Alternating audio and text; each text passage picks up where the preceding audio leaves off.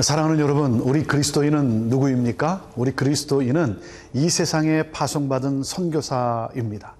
우리가 이 세상에 살지만 우리는 이 세상의 가치를 따라 사는 사람들이 아니라 하나님 나라의 가치를 따라 사는 사람들입니다. 하나님 나라의 가치를 따라 삶으로 이 세상 사람들에게 호기심과 궁금증을 유발시키므로 우리 안에 있는 소망에 관한 이유를 묻는 자들에게 바로 예수 그리스도 그 복음을 증거함으로 그들을 주께로 인도하는 그러한 사람들입니다. 하나님 나라의 가치가 무엇입니까? 그것은 바로 하나님을 사랑하는 것이고 이웃을 서로 사랑하는 것입니다. 그 삶이 바로 복음을 증거하는 삶이 되는 것이죠. 그렇지 않은 삶을 향해 우리 하나님은 안타까워하시며 그리고 우리 하나님은 심판하시겠다라고 그렇게 경고하고 계십니다. 우리 함께 하나님 말씀으로 나아가도록 하겠습니다.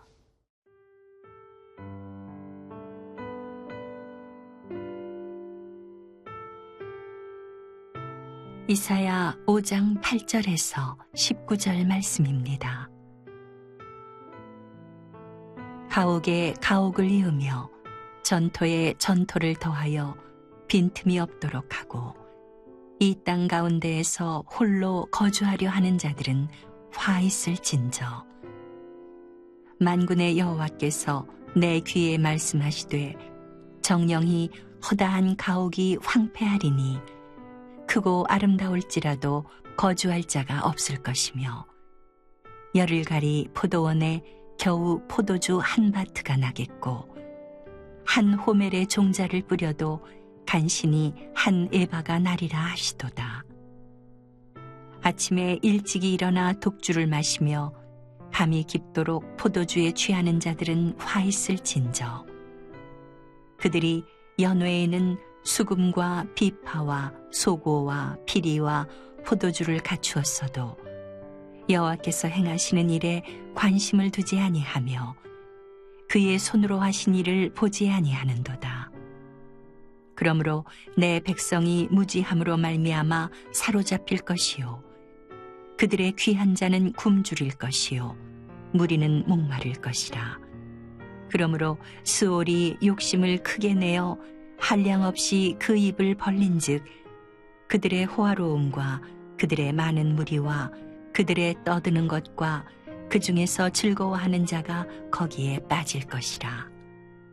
여느 사람은 굽풀이고 존귀한 자는 낮아지고 오만한 자의 눈도 낮아질 것이로되 오직 만군의 여호와는 정의로우심으로 높임을 받으시며 거룩하신 하나님은 공의로우심으로 거룩하다 일컬음을 받으시리니 그때에는 어린 양들이 자기 초장에 있는 것 같이 풀을 먹을 것이요 유리하는 자들이 부자의 버려진 밭에서 먹으리라. 거짓으로 끈을 삼아 죄악을 끌며 수레줄로 함같이 죄악을 끄는 자는 화 있을진저. 그들이 이르기를 그는 자기의 일을 속속히 이루어 우리에게 보게 할 것이며 이스라엘의 거룩한 이는 자기의 계획을 속히 이루어 우리가 알게 할 것이라 하는도다. 우리 하나님이 원하시는 것은 바로 더불어 함께 살아가는 사랑의 공동체를 이루는 것이죠. 그렇지 않고 자기의 배만 채우고 있는 자기 중심적인 삶을 살아가고 있는 그러한 백성들, 그 이스라엘에게 하나님이 심판의 메시지를 주십니다. 8절 말씀입니다. 가옥에 가옥을 이으며 전토에 전토를 더하여 빈틈이 없도록 하고 이 땅 가운데서 홀로 거주하려 하는 자들은 화 있을진저. 재앙이 너희들에게 임하게 될 것이다. 누굽니까? 가옥에 가옥을 이으며 집을 계속 늘려가고 있습니다. 여러 채의 집을 소유하고 있는 그러한 부자, 탐욕에 이끌려서 가난한 자들, 또 이웃을 돌아보지 않는, 그리고 자기 것만 챙기는 그러한 자들을 향한 메시지죠. 전토에 전토를 더한다. 많은 토지를 독점을 하고 있습니다. 우리 하나님은 가난한 자들, 이웃을 사랑하는, 서로를 돌아보는 그러한 삶, 그래서 하나님은 필요에 따라 모두에게 골고루 나눠 주신 것이죠. 그러지 못한 그러한 삶 속에 하나님은 희년 제도를 또한 만드셨습니다. 그래서 희년이 되면 내가 소유한 그 땅을 다시 돌려주도록 하셨고, 그리고 또 어려움 속에서 노예로 종이 된 자들을 또한 놓아주라고, 자유케 하라고 하나님은 그렇게 제도를 만드셨습니다. 그렇지 않은 삶을 살아가고 있는 자들에게 어떤 재앙이 임합니까? 아무리 그 집이 좋고 아무리 그 전토가 토지가 좋다 할지라도 하나님은 이렇게 말씀하십니다. 9절과 10절입니다. 만군의 여호와께서 내 귀에 말씀하시되 정령이 허다한 가옥이 황폐하리니 크고 아름다울지라도 거주할 자가 없을 것이며 열흘가리 포도원에 겨우 포도주 한 바트가 나겠고 한 호멜의 종자를 뿌려도 간신히 한 에바가 나리라 하시도다 그랬습니다. 탐욕으로 모은 그 모든 재산은 다 쓸모없게 된다고 하는 것이죠. 제대로 수확을 얻지 못할 것이라고 말씀하고 있습니다. 그 땅이 아무리 젖과 꿀이 흐르는 땅이라 할지라도 그것이 황폐한 땅이 될 것이고 척박한 땅이 될 것이다. 하나님은 그렇게 하시겠다고 하는 것입니다. 사랑하는 여러분, 부라고 하는 것이 무슨 잘못이 있겠습니까? 누구나 다 우리는 부를 추구하며 살아갑니다. 우리 하나님이 말씀하시는 메시지는 무엇입니까? 우리가 부를 추구하고 성공을 추구하지만 바로 그 부에 붙들리지 말라고 하는 것이죠. 부에 빠지지 말라고 하는 것입니다. 우리가 이야기할 때 청부, 청빈이라는 단어를 또한 우리는 말합니다. 여러분, 청부냐 청빈이냐 할 때 여러분은 무엇을 택하시겠습니까? 청빈이 좋아 보이고 멋있어 보이지만 그래도 아마 청부냐 청빈이냐 할 때 청부를 택할 것입니다. 그런데 우리가 정작 택해야 될 것은 무엇입니까?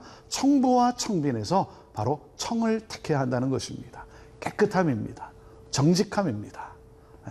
탐욕에 붙들린 삶이 아니라 바로 무엇입니까?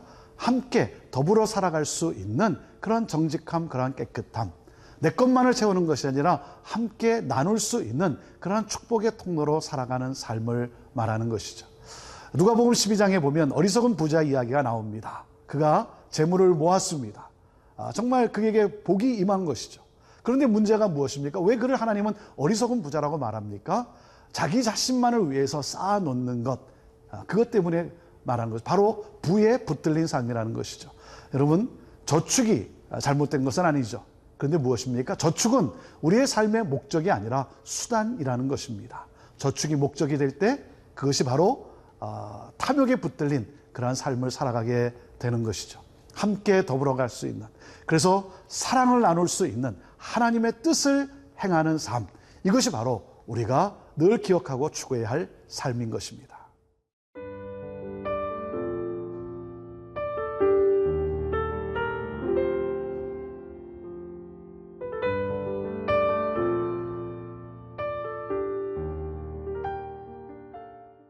탐욕에 붙들린 삶, 부에 빠진 삶, 그 삶은 어떻게 이어집니까?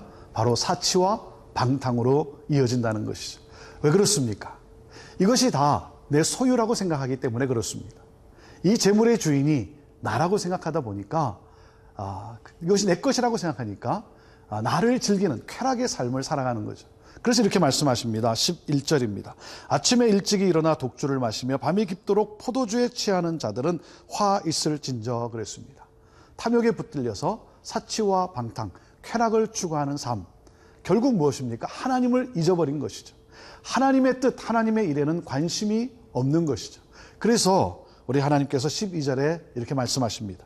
그들이 연애에는 수금과 비파와 소고와 피리와 포도주를 갖추었어도 여호와께서 행하시는 일에 관심을 두지 아니하며 그의 손으로 하신 일을 보지 아니하는도다 그랬습니다. 여호와의 일에 관심이 없습니다. 하나님의 뜻에 관심이 없습니다. 우리가 기억해야 될 가장 중요한 것은 무엇입니까? 이 모든 이 부의 물질의 소유는 하나님이시고 나는 바로 청직이라고 하는 청직이 의식입니다. 나는 이것을 맡아서 잘 관리하고 잘 사용하는 그러한 자라고 하는 것이죠. 청직의 의식이 없다 보니까 이 모든 것이 내 것이라고 하다 보니까 바로 사치와 방탕으로 어려운 사람, 힘들고 가난한 사람에 대한 국률함이 없는 것이죠. 그래서 우리 하나님은 성경에 이렇게 말씀합니다. 탐심을 물리치라 그랬습니다. 왜냐하면 사람의 생명이 그 소유의 넉넉함에 있지 않다고 하는 것이죠. 그래서 우리에게 주시는 메시지가 무엇입니까? 너 자신을 위해 이 땅에 불을 쌓는 것이 아니라 너 자신을 위해 하늘에 그 불을 축적하라 그랬습니다. 저축하라 그랬습니다. 하늘에 저축한다는 것이 무엇입니까? 하나님의 뜻을 행하는 것이죠. 자, 하나님의 뜻을 행하지 않는 자들에게 하나님은 결말이 이렇게 될 것이라고 말씀합니다. 14절입니다. 그러므로 수월이 욕심을 크게 내어 한량없이 그 입을 벌린 즉 그들의 호화로움과 그들의 많은 무리와 그들의 떠드는 것과 그 중에서 즐거워하는 자가 거기에 빠질 것이라 그랬습니다. 그들은 완전히 파멸될 것이라는 거죠. 음부의 세력에, 어둠의 세력에서 파멸될 것이라고 심판의 그 어려움을, 또 심판의 그 막중함을 하나님이 말씀하고 있습니다. 그 결과는 무엇입니까? 15절. 여느 사람은 굽으리고 존귀하는 자는 낮아지고 오만한 자의 눈도 낮아질 것이다 그랬습니다. 심판의 결과는 결국 낮아질 것이라는 겁니다. 왜? 하나님은 공의의 하나님이시고 정의의 하나님이시죠. 그래서 그 하나님을 기억하라는 것입니다. 16절. 오직 만군의 여호와는 정의로우시며 높임을 받으시며 거룩하신 하나님은 공의로우시며 거룩하다 일컬음을 받을 것이다. 하나님은 공의로우시고 하나님은 정의로우신 분이라는 사실입니다. 이 사실을 잊어버리니까 자기가 모든 것을 할 수 있다라고 생각을 합니다. 그래서 계속해서 거짓에 사로잡힌 삶을 살아갑니다. 18절입니다. 거짓으로 끈을 삼아 죄악을 끌며 술의 줄로 함같이 죄악을 끄는 자는 화 있을진저 그랬습니다. 여러분 그 줄이 얼마나 튼튼하냐면 수레를 끌 정도로 튼튼하다는 거예요. 이 거짓에 완전히 빠져있는 그러한 삶. 거짓에 빠져 있으면서도 뭐라 그럽니까? 19절 말씀에 이렇게 말합니다. 그들이 이르기를 그는 자기의 일을 속속히 이루어 우리에게 보게 할 것이며 이스라엘의 거룩한 이는 자기의 계획을 속히 이루어 우리가 알게 할 것이라 하는도다. 자, 거짓에 속해 있으면서 뭐라 그래요? 하나님의 일이 속히 이루어지기를 바란다는 거예요. 하나님의 계획이 속히 이루어지기를 바란다는 거예요. 겉으로는 전혀 아닌 것처럼 그렇게 위선자의 모습입니다. 더 사악한 존재죠. 자기들의 쾌락만을 탐하고 있습니다. 하나님의 뜻에는 관심이 없습니다. 그러면서도 하나님의 일이, 하나님의 계획이 속히 이루어지기를 원한다. 이 거짓된 자들, 자기의 탐욕에 붙들린 그러한 삶. 그래서 하나님은 그들에게 심판의 메시지를 주시고 계신 것입니다.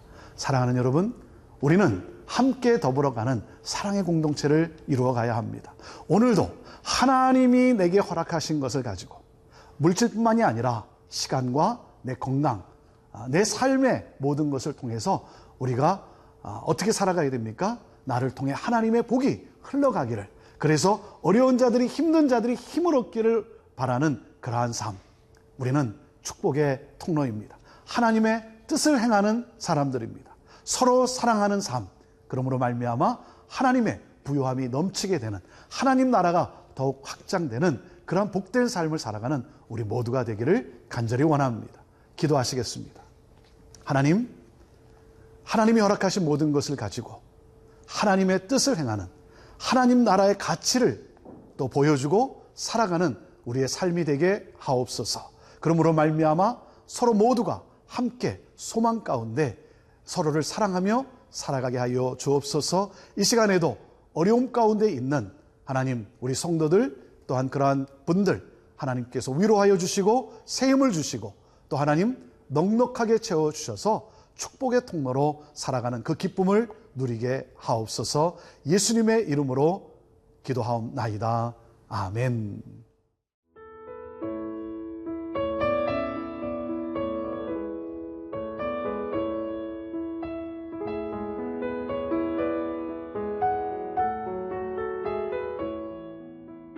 이 프로그램은 시청자 여러분의 소중한 후원으로 제작됩니다.